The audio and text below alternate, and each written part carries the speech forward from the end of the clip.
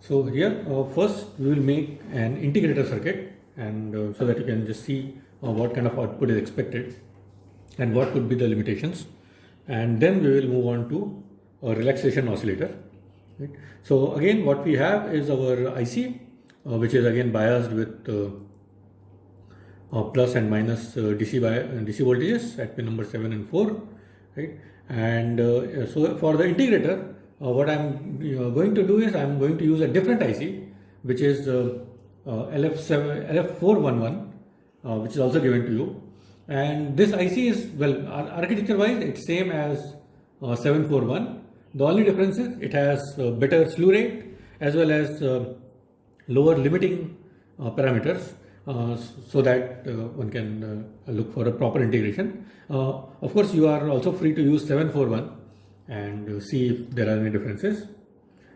Now, an integrator is basically your inverting amplifier with the feedback resistor replaced by a capacitor. So let's make that.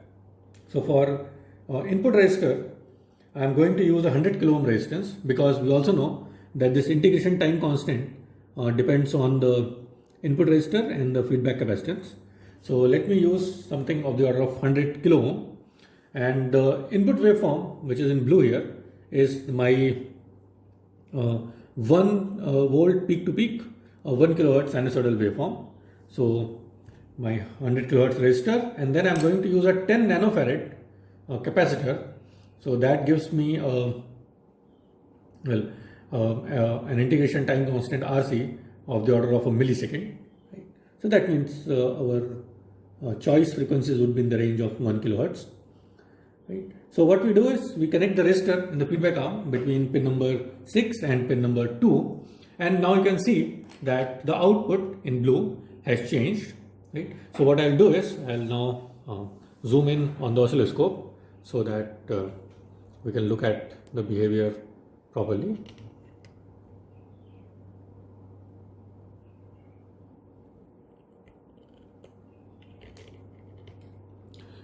So this is your oscilloscope output, and what you can see is, although there is like the output has a sinusoidal nature, right? And of course it's supposed to be integrating, it's supposed to be a cosine wave.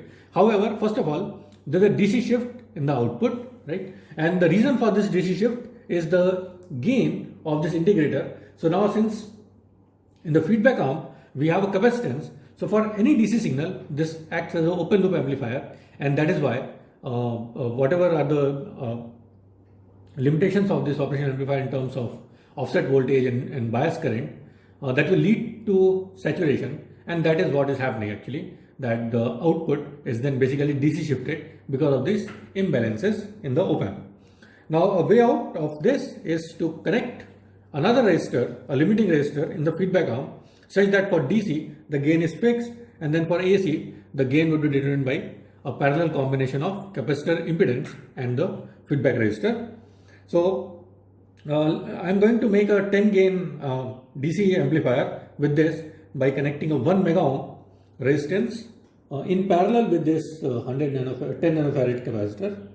So that's my 1 mega ohm resistance, and as soon as we connect the resistance, you can see that the waveform has shifted back up, and it's more or less now centered around 0. I can increase the range so that we can see it more properly. Right? So, and of course the amplitude of this output waveform will then depend on the gain factor of the input, the amplifier, which is now RF parallel CF divided by RI. Right? So you can find out the gain factor. You can try to estimate that for a 1 volt input 1 kilohertz sine wave, what should be the amplitude of the output waveform. Qualitatively, if I look at it, all I'm interested in looking at the relationship between output and input, and the output is supposed to be integral of the input. So if you see, then this is what it shows. This is the blue curve is my sinusoidal waveform. So when, and the relationship between sine and cos is they are 90 degree out of phase.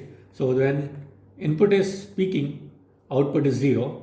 When input is 0, output peaks. When input peaks on the positive side, the output is again 0. So that's a sine cosine relationship, right, which one can see. Just to demonstrate how this gain now depends on the frequency, right, and the integration time, what we can do is, if I change the frequency of my input, right, you can see that So if you read it here, channel number 1 is the output.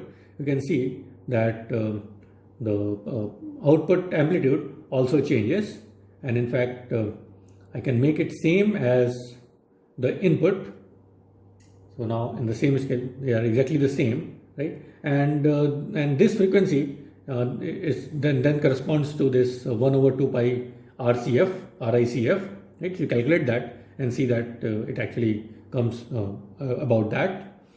And what you can do is you can lower down the frequency, and then you can see that the gain increases and things like this. So anyway, let's stick to 1 kilohertz for further analysis. So I'll just make it 1 kilohertz and adjust the gain appropriately. So this is an integrator, and now what we can do is we can quickly check what is the effect of waveform shape on this. So if I give it a triangular waveform, then we know that its integral is going to be a parabolic waveform. So this is what it looks, and in first order this can be taken as a sinusoidal waveform. So in fact that's one of the ways of generating sine wave output. Similarly, we can go to a square wave input, and then output of a square wave is then going to be a triangular wave. So you can see that triangular wave. In fact, now what one should also notice is how good a triangular wave output we get, because it will be an actual triangle wave output if the capacitor charging is completely linear. However, that would not be the case, right? Especially with the large integration time. So with frequency, it's going to change depending on what is the circuit parameters. So for example, if we increase the frequency, right, you will see that there is less and less time for integration, and that means for that much time the capacitor can charge linearly, right? And that way one would get a more more ideal triangular wave. For example, if the frequency of the input signal is, let's say, much larger compared to 1 over 2 pi RCF. For example, here I am going to about 4 kilohertz, right? Now, of course, the output amplitude is different. That will be governed by the gain factor. But now this waveform looks more or less a triangular waveform. Whereas if I reduce this frequency, so let's go to like very low values, something of the order of 400 hertz, so 10 times lower. And what one can see is that for this one, of course, we have to probably adjust the gain and other things. But more importantly, now you can see that curvature behavior, because now the capacitor, although in the middle it will charge linearly, but near the saturation it will not charge linearly, and these kind of effects will be visible if the input frequency is much lower compared to the characteristic time scale governed by the capacitor and the input resistor. Okay, so that's our basic integrator, which you can now try. And again, just to demonstrate, if you take out the resistance from the feedback arm, right, then what will happen is it will result in DC shift in the output, especially with 741. So it's a 411, so it's offset voltage and bias currents are rather low, and that's why we are still able to see the output. My guess is for 741 with the poorer characteristics, you'll basically see a saturation if you do not have the feedback resistor. Okay, so that's about the integrator. And now very quickly, let's go over to the RC oscillator. So for relaxation oscillator, what we need to do is we simply need to change our circuit with a normal circuit without any so negative feedback, positive feedback, but no input, right? Okay, so let's do that. So what that means is, first of all, I remove the input, so there is no input, and that way I can switch off my channel 2 because it's not used, right? And now so there is a capacitor, so we'll use the same capacitor. However, the capacitor is not there in the feedback arm now. The capacitor is actually in the input side. So let us connect the input to the capacitor, and on top of that, let's just ground the input, right? So I can take this cable and ground it. So the capacitor is grounded. Okay, we'll use a 100 kilo ohm resistor between pin number 6 and pin number 2 to form the negative feedback, right? So that's my negative feedback. Similarly, we also want a positive feedback now. and the positive feedback is also between pin number 6 and pin number 3. So now between pin number 6 and pin number 3, let's connect, and here you should be careful in making connections in the appropriate pins, because the space is not much. So anyway, I have a 100 kilo ohm resistor connected to pin number between pin number 6 and pin number 3, and I'll finish the potential divider by using a 10 kilo ohm resistor between pin number 3 and ground. So let's just connect that, and that makes the RC oscillator. And now as you can see, you start seeing something, and if we adjust the time properly, then we will see that it's a square wave output. So again, let's select the channel source as channel 1, right? And this is my RC oscillator output. So it's a proper square wave, which we can see here. And if you do a measurement, so now let's go back to the oscilloscope. So this is your square wave output.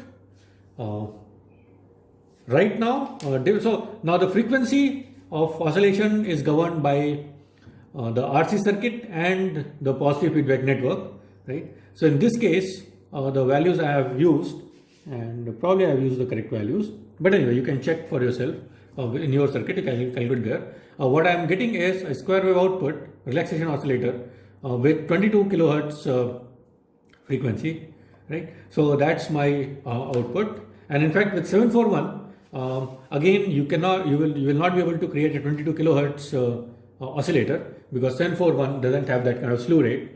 Since I am using 411, I am still able to make this one, right? So anyway, so this is my output. You can see that the output is actually peak to peak value is about 17.4 volts, which is my plus minus V saturation, right? So it's actually oscillating between saturation to saturation. And now what we can do is we can connect the other channel oscilloscope, which is now in use now, to measure the output, or to measure the signal at pin number 2, that is across the capacitor, right? Because the capacitor which is charging, discharging, and which leads to this kind of a square wave output at the end.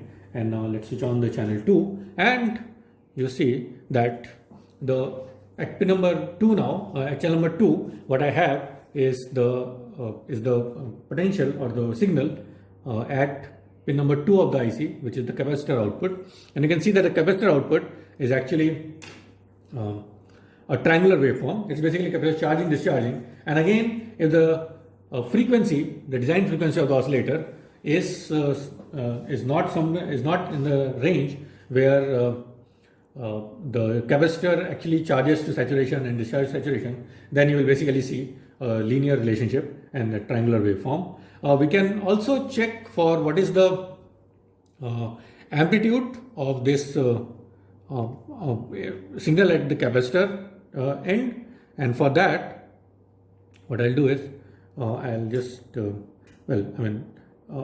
as such, we can also make the range same. So you can see in relation to the output, because it's a factor of I think R2 over R1 plus R2. So but anyway, and here that will be a factor of about 1 by 10 or something. So we can do that also, or rather we can also use this measure function. So if you measure it, what you see is the output is plus minus V saturation. So that's about 17.4 volts, and the output at the capacitor end, or V2, is about 1.88 volts. So that's about a factor of 10, or in that range, and you can calculate the exact factor there, right? So this is what the output looks like. That when the capacitor starts charging, the output is plus V saturation. Capacitor charges, it charges up to this value, so half of this, and then at this point the threshold changes, so the output goes to negative saturation, and then the capacitor discharges to the same value on the other side, and then again starts charging, right? So that's a typical RC oscillator. What you can do is you can play around with the value of positive feedback resistors, the time constant of the negative feedback capacitor and resistor, and try to make different frequency RC oscillators. Also with 741, between 741 and 411, you can also see how these limiting parameters affect the performance, in the sense that with 741, I guess going beyond 6 or 7 kilohertz would start giving a distorted output, whereas in case of 411, I am able to go up to 20 kilohertz range, right? And probably you can go even higher. And then one can look into data sheets, find out the slew rate of 741 and 411, and see that this kind of behavior matches with their characteristic performance. Okay. So these are then the last two circuits in for lab 2, for lab 3, and you can play around with this. You can also, so we have seen the integrator circuit. You can also make a differentiator circuit and then analyze that. All the components are the same, and that would be left as an exercise for you.